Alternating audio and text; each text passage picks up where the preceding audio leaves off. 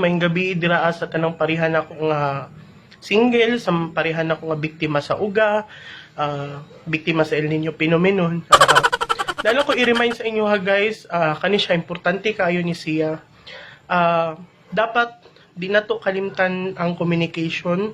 Oo, kay kani sa itong mga ginaagian karon mga single, di lang magud kita ang apektado. Oo, apektado po dato ang mga ningning ug ato ang mga junjun. So mao nang kailangan istoryahon nato sila kay namangoy tendency nga mangluod na sila sa tuwa. So kung tahay bago ta matulog, istoryahon nato sila, i-comfort nato sila ba? Ning June, wala pa yun ta karon, hinay pa kay ang panagat nato karon, pero ay mong kabalaka pun makaluag-luag ra gihapon ta, makita ko uyab, makakaon ra gihapon mo. So yung ana no, ato asiyang pasabton sa sitwasyon ba atong i-explain sa ilaha para dili pud sila malain sa tuwa, para di sila manglayas pohon ba. So importante jud kay ang communication guys no.